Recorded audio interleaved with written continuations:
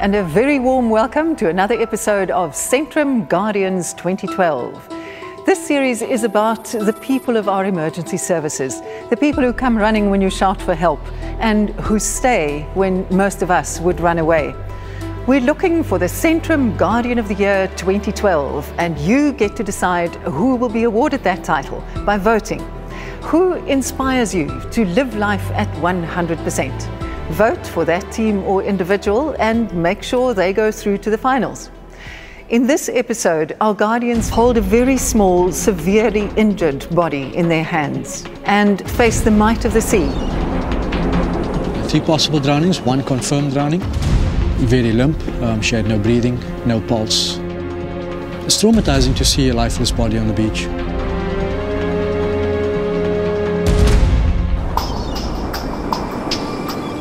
New Year's Day at the beach is a South African institution. Thousands pack a picnic and head out for a day in the sun. What would you do if next time you sat there watching the people in the water, you saw someone drowning? Firefighter Hakim Meyer and his family chose a remote spot outside Cape Town to celebrate New Year. It's a very beautiful beach, very hidden away. It's about a 10-15 minute walk towards the beach through difficult terrain. We get onto the beach and we're just about coming on, and we see all this commotion. This guy is calling all the time, come, help me. And no one wants to go in because those waves were treacherous. I've been a volunteer for the NSRI before, and I know the waters is quite treacherous at that beach. I said, just go look, just go see if you can do something. Without hesitation, Hakim sprinted towards the turbulent sea.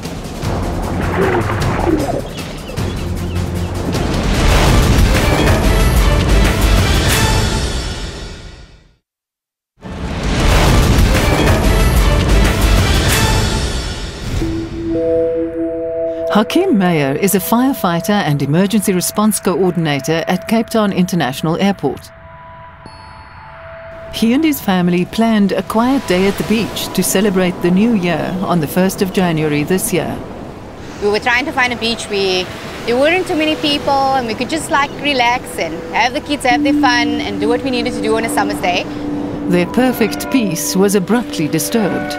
Started seeing this guy, you know, waving his hands to everybody and screaming and shouting, come! What's wrong? He made his way out of the water, running towards us, saying his friends are in danger, they're drowning. But no one can see because the waves were so huge. I said, what makes you think that they're drowning? So they can't get out, and they were, and they're gone now. And I know the waters is quite treacherous at that beach, and I advised him just hold first, we need to first see where they are in order to go rescue them. Hakim calmly took charge of the scene.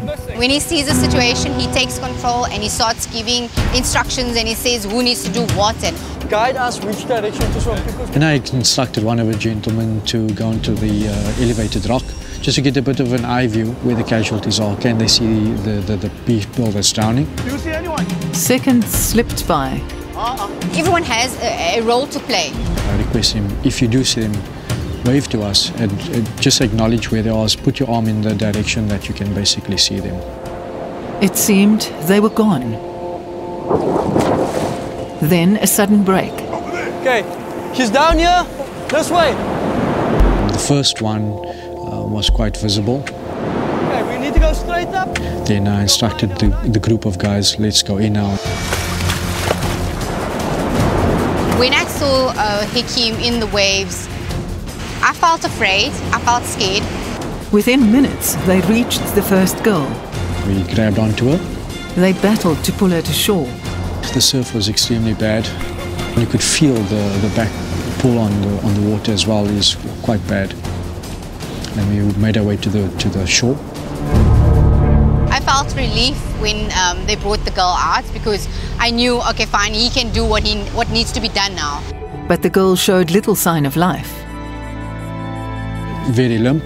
She had no breathing, no pulse. Basically declared as lifeless. Hakim immediately started CPR. You know, I really thought she was she was gone. I really thought, okay, fine, this one is not going to make it, and I was sad. While he worked resolutely to bring her back, there were still another 2 lost at sea. At the same time when I was doing that, I asked the guys, just have a look for the second person, if you can see the second and the third person. Then I called my wife. I said, please get me my phone. Get my phone! And I said, please dial 107. I continued CPR. Okay, they're on the line. I said, right. Repeat exactly what I'm saying. So 3 drownings, 3 possible drownings, 1 confirmed drowning. CPR in progress on the 1, 2 still at sea. There was no sign of the 2 at sea. And in addition to that, I asked us request for a helicopter as well. Terrain is very difficult, so access to this patient is going to be quite a hectic mission.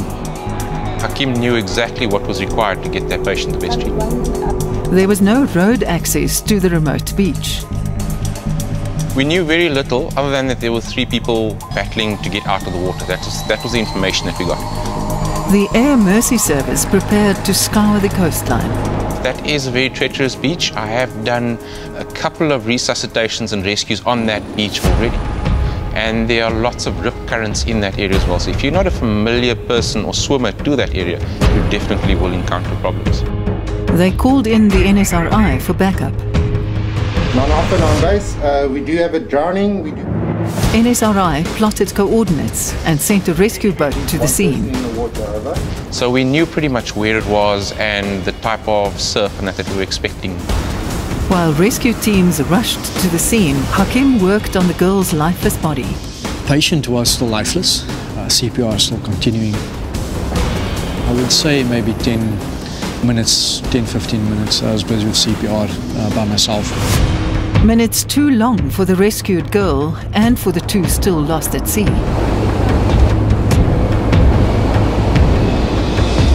Then bystanders spotted a movement in the surf.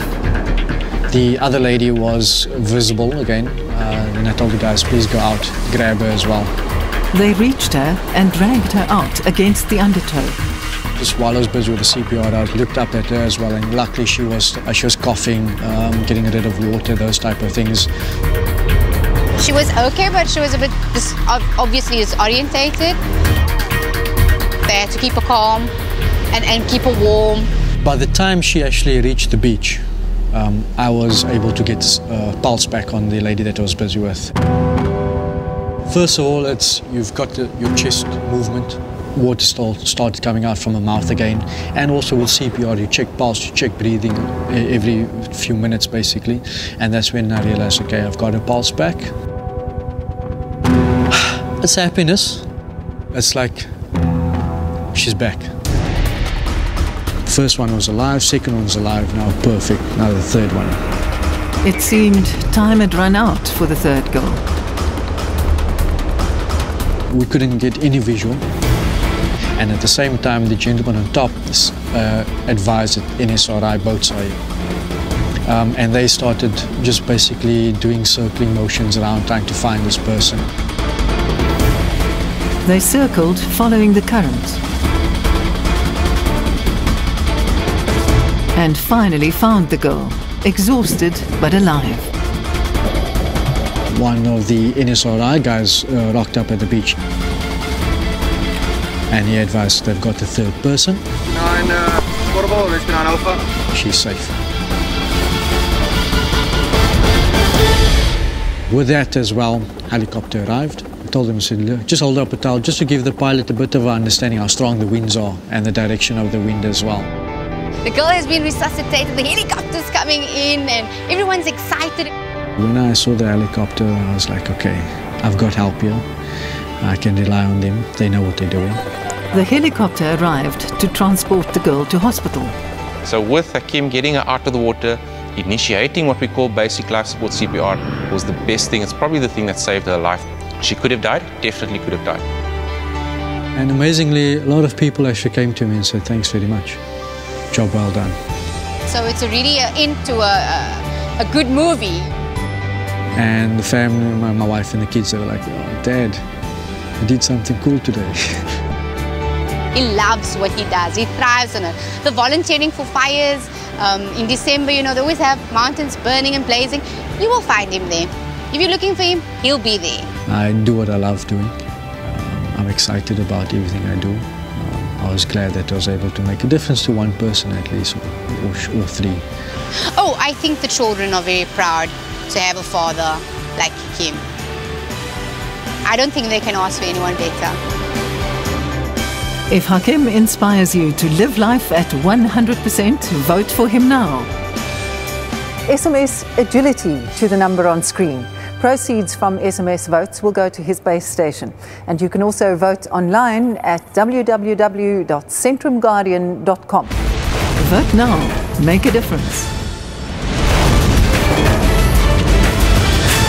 Centrum brings you tips on what to do in an emergency.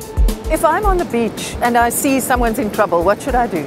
Really, the most important suggestion I can do is keep the visual of the person and keep the emergency number at hand. Keep that on your phone and do not leave the scene. Because what will happen is we'll come out and you'll be our eyes and ears. Still one of our vessels or one of our crewmen get to you and take over the scene. You know, every second is very important to us. So for us to get to the person quickly and with your information we've got from you, helps us a lot as well. Shouldn't I try and help? Shouldn't I go in? Everybody wants to go and help, but rather let's go and save one person as to go and save two. And because you're our eyes and ears at that moment, it's vital that you stay where you are and keep visual of the person. Thank you very much. I hope I never need it. Yeah, well, let's hope so too. As we saw earlier, one man's knowledge and his willingness to take action immediately can make all the difference. After the break, the story of a 3-year-old, a dog, a good Samaritan and a fire crew.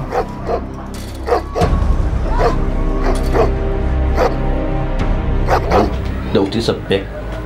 Ag se kop as in die hond se bek. Die helfte van sy kop se skiere kon jy al gesien het.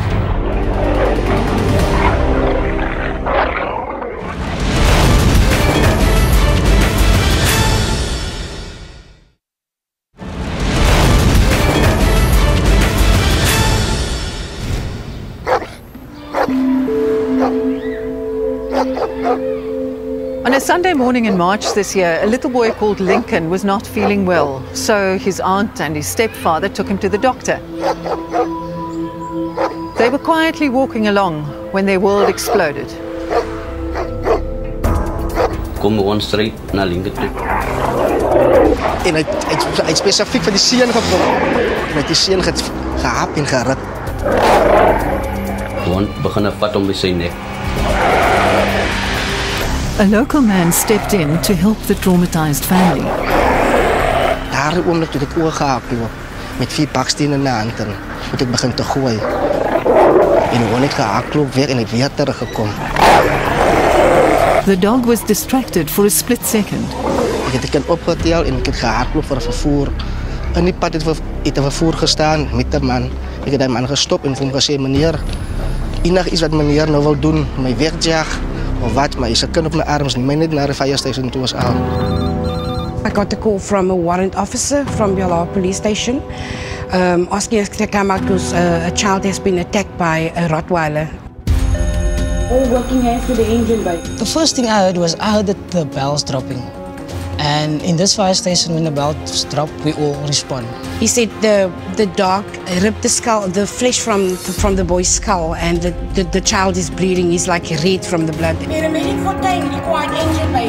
And then I heard she actually screaming my name. Advanced life support paramedic Andrew Fortuin was signing off after a long night shift. Now when they start screaming my name, I know there's trouble.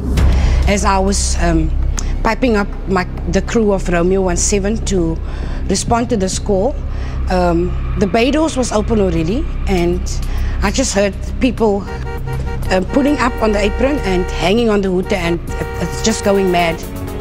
The hooting, this car was hooting profusely, and that is when I came to see what was happening. So I heard men screaming, help me, my baby, and when I saw the man, I thought he was injured. It was full of blood, close. Lapis, jump back. When I came closer, I saw it was a little boy lying very limpless. Het gat in sy kop gehad, die oorkant het gehang. Hier was gebyt gewees. Ek het die hele gat in sy kop. Ek het so my hand kan op en gegaan het, so diep was het gewees. And then I was really put back 2, 4, 5, 6 steps. I remember saying, wow. Lincoln was barely alive. His injuries were catastrophic. It was very, very bad. I've never ever seen a child being bitten or injured like that. It was chaotic, everyone was shouting, Liesl was running around. I was going ballistic because I couldn't stand what I'm seeing here in front of me. It seemed to Liesl and the crew that the boy was mauled beyond survival. So for me at that point in time was to get an open airway, get a lineup, intubate this child, because I knew we're going to lose this child if we're not going to do anything. Andrew told me that we need to spark here now. That morning, you could see they worked like a well-oiled machine. They knew when Andrew said something, they were almost like they had it already. As I put on the ECG monitor, I told him it's not looking good.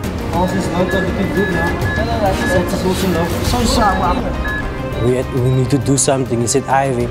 So I kept the arm for him straight, and I tried to spot a vein with him, and I couldn't see any vein there. I asked him, "Para, what are we gonna do now?"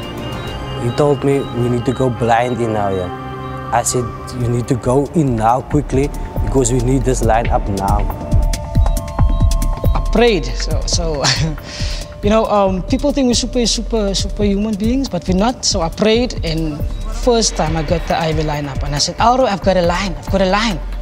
And then he's like, "No ways." It was his lifeline, a way to feed him crucial drugs. By that time, the ECG monitor was on, and I could see the heart rate is dropping significantly. It seemed their best efforts were failing. When his heart rate was dropping, I said to him, "You need to fight, my boy," and he fight. I wasn't 100% sure that he would live, but later on, as we see that the heart rates on the monitor that picks up, then gave us hope. Just like a beep, slow beep, beep, and suddenly beep, beep, beep, beep, the heart rate came up and it's stabilized. And I thought now that the child spirit is very strong because the child wants to survive. So you can lose a child quickly, or you can get him back quickly. Do we have an ambulance, guys? Yes, we do. Yes, we do. Lovely, lovely, lovely. Yeah, I said to my officer, I just want to cry now. I really want to cry because as a mom, you want to pick up, you want to comfort, you want to kiss better, and this time you cannot. The team stabilized Lincoln and sent him to Red Cross Hospital. Toen sien ik mijn kind voor de eerste keer weer, toen ik me nog aangaan. Toen zoek ik nog niet die maat toen ik aangaan. Toen zie ik echt hoe ik mijn kind te halen. Spijt hartzeer. Hoe heet hem gelijk? Verschrikkelijk. Lincoln spent months at the hospital. The crew called in daily to see how he was doing. We needed to know, whatever we did, can it be sustained? In other words, will this child walk out of hospital? And I think we all hoped. Lincoln had 10 reconstructive surgeries and is on his way to being a healthy, healed boy. When we got the call that he's doing well and he might be coming out, it was amazing. It was amazing. Mijn kind is mooi aangeraakt. De dokters het hom baie mooi aan mekaar weer gesit. Sy oortjies wat af was, is baie mooi aangesit. Regterwys mooi opgepits. Ek is te vrede hoe hy lyk nou. We took a truck, 3 trucks with extra cars in it, and we filled it with chocolates and sweets.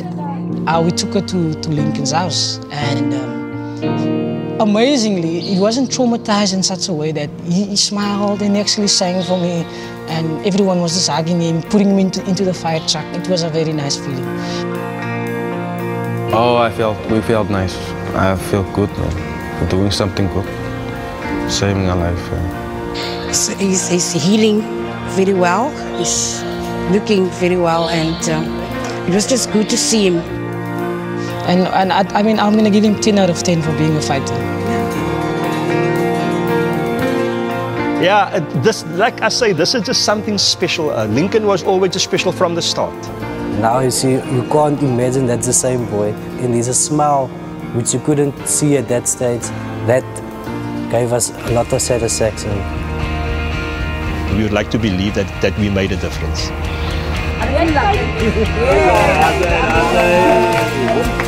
I'm going to remember this for the rest of my life.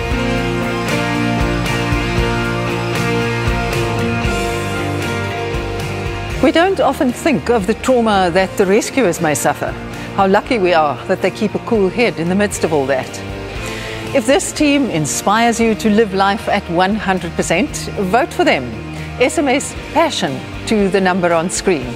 Proceeds from SMS votes will go to their base station. And you can also vote online at www.centrumguardian.com. Vote now. Make a difference. Centrum brings you tips on what to do in an emergency. As ek 'n groot hond besit, wat is my verantwoordelikheid? As eienaar van 'n groot hond, sal ek aanbeveel sosialiseer baie met jou hond. Jou hond moet gewoond wees aan mense. Jy moet hê jou hond moet gewoond wees aan ander diere. As hy nie is nie, as hy ander mense wel bevlieg, dan sal ek aanbeveel dat jy sal gaan vir opleiding, dat jy met jou hond die gewoonte afleer. As ek aan die ander kant is, as ek in die straat verbystap en daar's 'n groot hond en ek kan sien hy's los en ek voel bedreig. Die beste moontlike ding is vir jou om dit te vermy is, stap oor na die ander kant van die pad. Moenie vir die hond in sy oë kyk nie. Sy hond op jou afstorm? Gaan staan stil. As jy sien dit gaan nie, hy storm nog steeds. Ver moontlik, gee vir hom as jy 'n kleringstuk het wat jy vir hom kan bied, wat hy na dit byt, of as 'n afskrikmiddel kan dien wat jy kan swaai voor hom. As dit nie gaan werk nie, probeer sy ver moontlik, laat hy liewer dan jou arm byt as wat hy jou gesig sal byt. Ek weet nie of daar 'n antwoord is nie, maar as 'n hond 'n kind aanval wat by jou is, kom tussen jou en die kind. Jy is groter, dit is vir jou makliker om die hond te domineer met jou liggaamsgrootte. Wat kan 'n mens doen as jy weet daar's 'n gevaarlike hond in jou omgewing? Met wie moet jy praat? Jy kan wetstoepassing kontak of jy kan die SPCA kontak.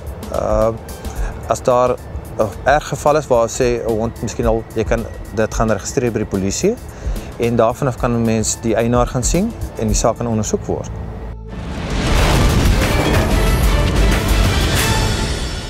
In both stories in this episode, firefighters stepped forward and saved people's lives when there was in fact no fire.